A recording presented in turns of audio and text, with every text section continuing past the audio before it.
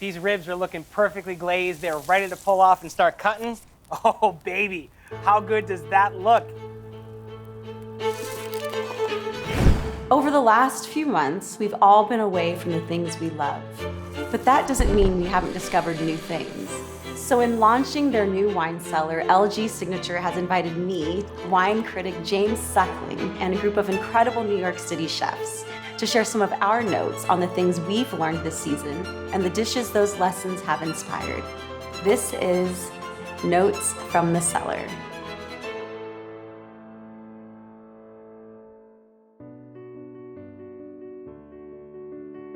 If you would have told me that New York City, the world, would be shut down for the past, 3 more months, I wouldn't have believed you.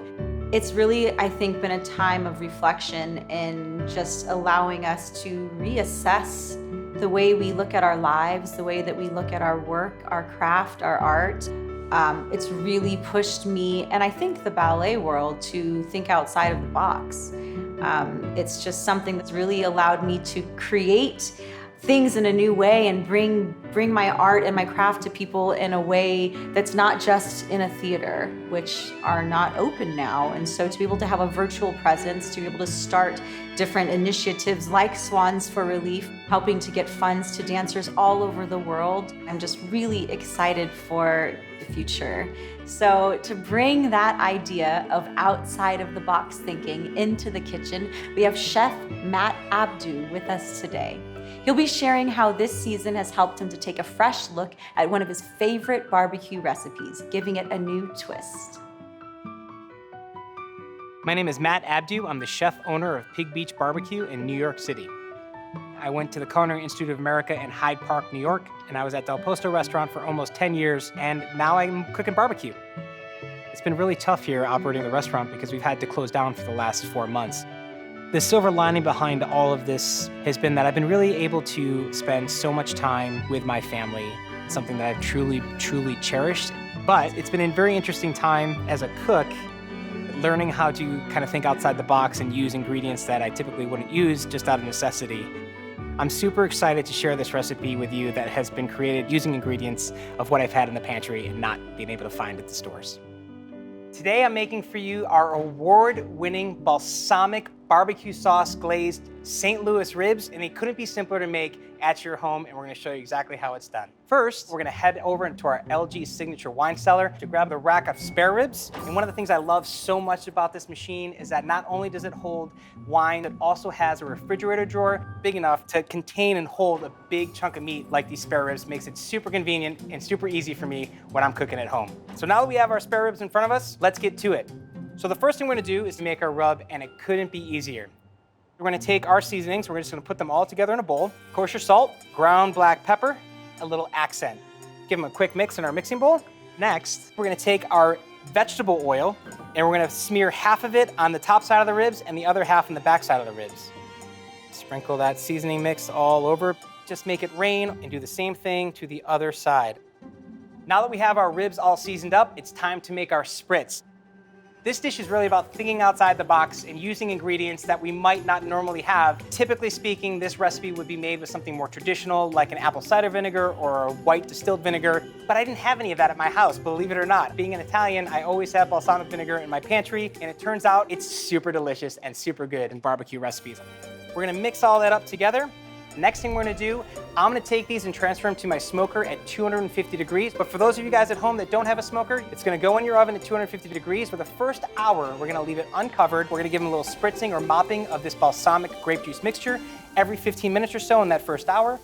Once that hour is complete, we're then going to take the foil, we're gonna wrap it around the ribs, put it back into the oven, and let it finish cooking for about 2 more hours, or until the internal temperature reaches 195 to 200 degrees, where the meat is easy to pull apart.